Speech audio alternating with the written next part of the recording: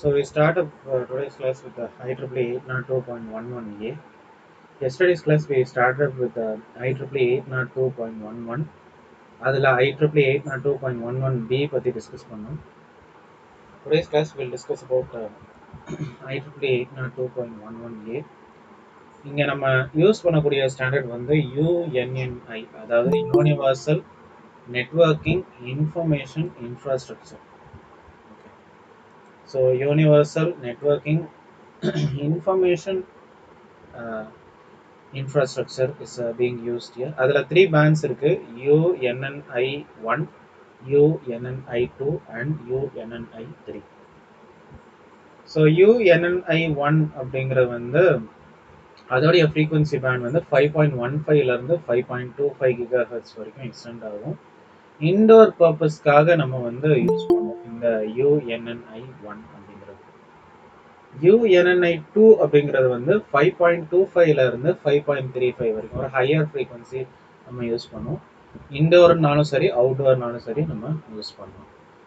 And UNNI3 அப்படிங்கிறது 5.725, 5.35லேருந்து 5.7 வரைக்கும் ஒரு கேப் இருக்கு. ஸோ 5.725லேருந்து 5.825 வரைக்கும் உங்களுக்கு அந்த frequency band of GHz use பண்ணுறோம். எக்ஸ்க்ளூசிவ்லி ஃபார் அவுட்டோர் பர்பஸ்க்காக நம்ம யூஸ் பண்ணுறோம். அண்ட் தி அட்வான்டேஜ் அப்படிங்கிறது பேண்ட்வித் ரொம்ப கன்சியூம் பண்ணும்.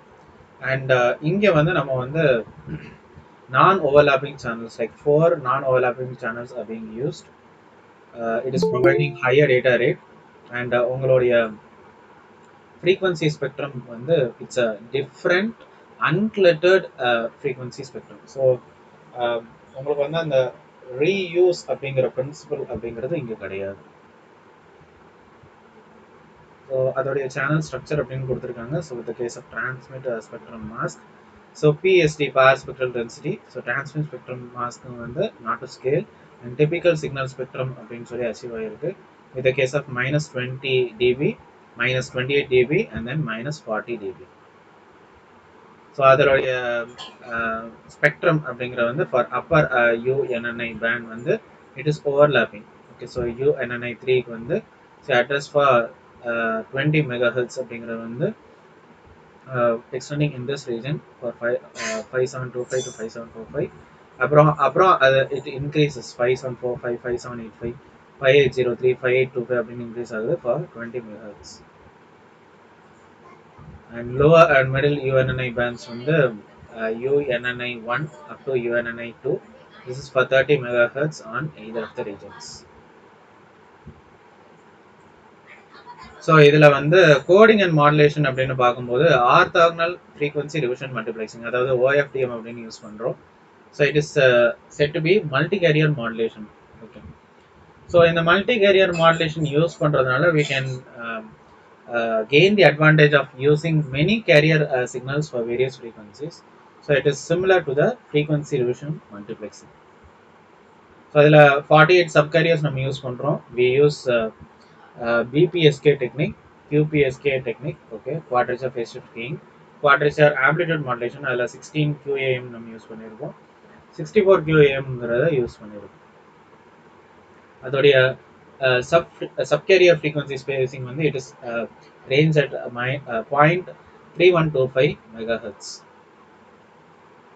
ஸோ ஃபிசிக்கல் லேயரோடைய ஃப்ரேம் ஸ்ட்ரக்சர் அப்படின்னு பார்க்கும்போது we use PLCP preamble. Okay, we use 12 OFDM symbols. One OFDM symbol is allotted for signal and variable number of OFDM symbols are allotted for data. அதில் இருந்து உங்களுக்கு rate, R, length, P, trail, service, MPDUங்கிறது இருக்கு, tail and padங்கிறது இருக்கு.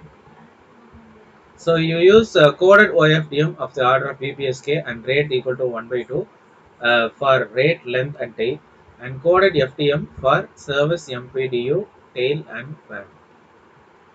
So PLCP preamble ஓட functions நம்ம பார்ப்போம். ரிசீவரை வந்து உங்களுக்கு வந்து அந்த OFDM சிக்னலை வந்து ரிசீவ் பண்ணுறதுக்காக நம்ம வந்து வச்சுருக்கோம். அண்ட் டிமார்டேட்டில் வந்து சின்க்ரனைஸ் பண்ணுறதுக்கும் நம்ம யூஸ் பண்ணியிருக்கோம். And with the case of signal, it holds the 24 bits which is encoded as a single OFDM symbol. Rate அப்படிங்கிற வந்து நம்ம டேட்டா ரேட்டை வந்து ரெஃபர் பண்ணுறோம். and then R அப்படிங்கிற வந்து it is used for reservation of future use, and length அப்படிங்கிற வந்து it is the number of octets. Octetsங்கிற வந்து நார்மலா டேட்டா வந்து யூஸ் பண்றதுக்காக நம்ம octets அப்படின்னு யூஸ் பண்ணியிருக்கோம் இந்த Mac PDU. and P அப்படிங்கிற வந்து it is nothing but the parity bit. So நார்மலா வந்து 17 bits வரைக்கும் நம்ம வந்து இதை அலாட் பண்றோம். and then tail அப்படிங்கிற வந்து ஒரு 60 bits வந்து நம்ம வந்து அந்த சிம்பிள் கூட நம்ம வந்து append பண்றோம் for the convolution encoder to set to 0 state. and then data field அப்படிங்கிற வந்து it has 4 sub fields. அதுல வந்து service, Mac PDU, tail and pad அப்படின்னு சொல்லி உங்களுக்கு இருக்கு. ஓகே, and then service அப்படின்னு சொல்லி பார்க்கும்போது the first 6 bits வந்து it is set to 0. So அதில் வந்து உங்களுக்கு டீஸ்கிராம்பிள் வந்து சிங்க்ரனைஸ் பண்ணுறதுக்காக நம்ம வந்து யூஸ் பண்ணுறோம்.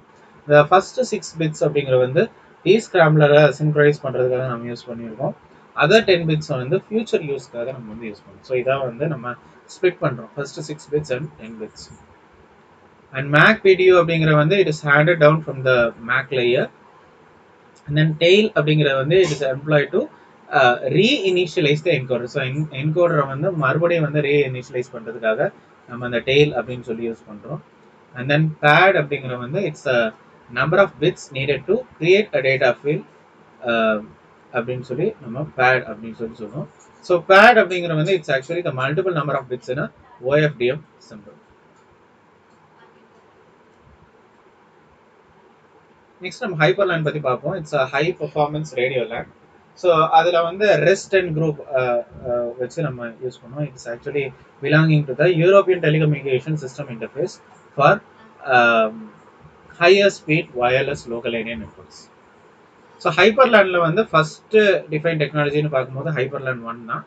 So ETSI European telecommunication system இன்டர்ஃபேஸில் இருந்து அதோடைய ஃபங்க்ஷனல் ரெக்குவயர்மெண்ட்ஸ் எல்லாம் வந்து ஹைப்பர்லேண்ட் 1ல வந்து மேக்ஸிமம் வந்து நீங்கள் அப்சர்வ் பண்ணலாம். பட் ஹைப்பர்லேண்ட் 2 அப்படிங்கிற வந்து இன்னும் ஹையர் டேட்டா ரேட்ஸ்க்காக, இப்போ ஃபார் எக்ஸாம்பிள் ATM நம்ம யூஸ் பண்ணுறதுனாலும் சரி, இல்லை வந்து IP பேஸ்ட் அக்சஸ்னாலும் சரி, we can use this ஹைப்பர்லேண்ட் 2 standards. So versions அப்படின்னு பார்க்கும்போது 2 வெர்ஷன் இருக்குது. ஒன்று ஹைப்பர் அக்சஸ், இன்னொன்று வந்து hyper link. So hyper access அப்படிங்கிற வந்து ரிமோட் அக்சஸ்க்காக யூஸ் பண்ணியிருக்கீங்க. அண்ட் ஹைப்பர் லிங்க் அப்படிங்கிற வந்து it is use for connecting the ஸ்விட்சஸ் in the backbone. Next நம்ம WATM பற்றி பார்ப்போம், wireless ATM. So wireless ATM வந்து மெயினாக அதோடைய யூஸ் வந்து integrated broadband application programming interface. So API வந்து ஒரு இன்டகிரேட்டட் வெர்ஷனுக்காக நம்ம யூஸ் பண்ணுறோம் for the ATM network. So நிறைய மொபைல் டெர்மினல்ஸ் வரையும் நம்ம கனெக்ட் பண்ணி நம்ம வந்து ப்ராட்பேண்ட் இன்டகிரேட்டட் கனெக்ஷனுக்காக, இன்டகிரேட்டட் APIக்காக நம்ம யூஸ் பண்ணுறோம். ஸோ WATM சிஸ்டம் வந்து it's actually an ATM used for fast switches. So reliable fibre transmission சேனல்ஸ்க்காகவும் சரி, ஒயிட் பேண்ட் கனெக்ஷன்னாலும் சரி, யூஸ் த WATM.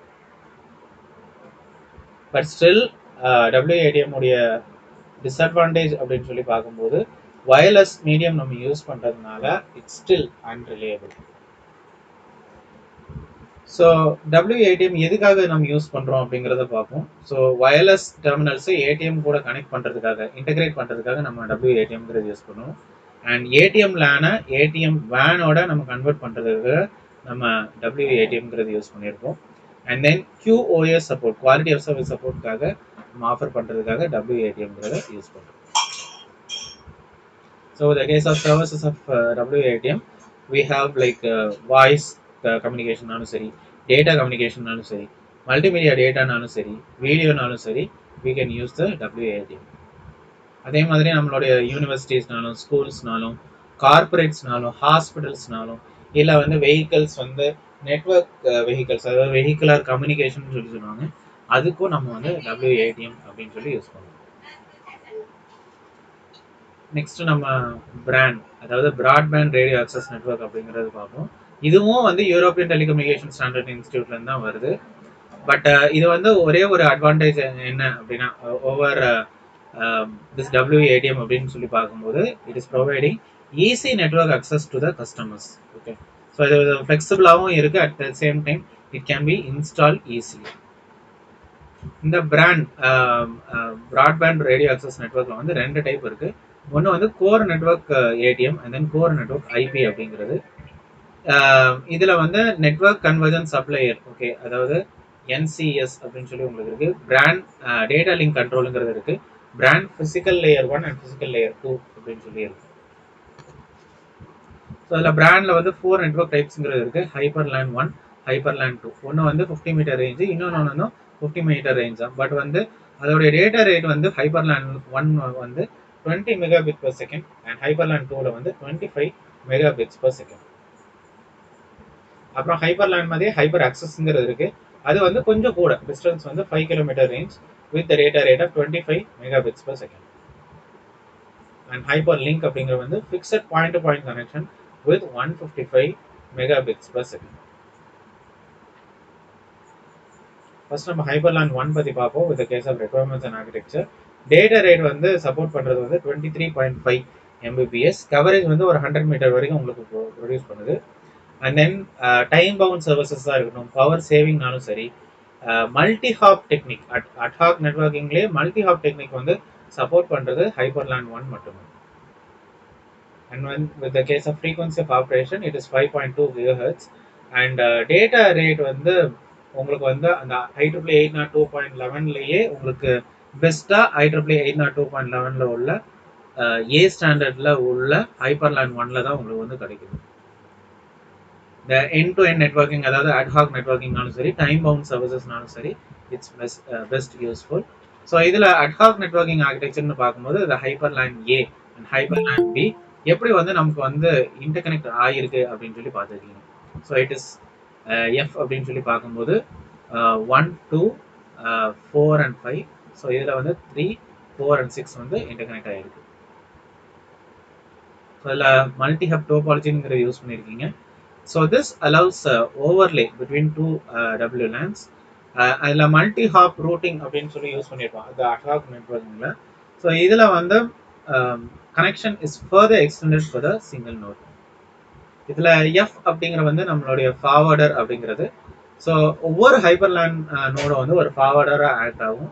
அதுதான் நம்ம எஃப் அப்படின்னு சொல்லி எடுக்கிறோம்.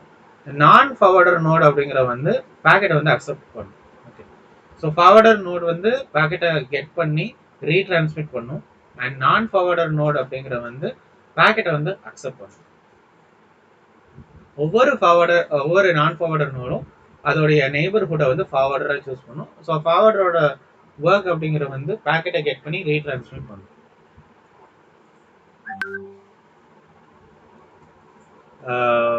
ஸோ ஹைப்பர்லேண்ட் 1 யோகராஜ் நீங்கள் ஒர்க் ஷாப்புக்கு போகிறது இருந்தால் போய்க்குவோம். சரிங்க, ரைட்.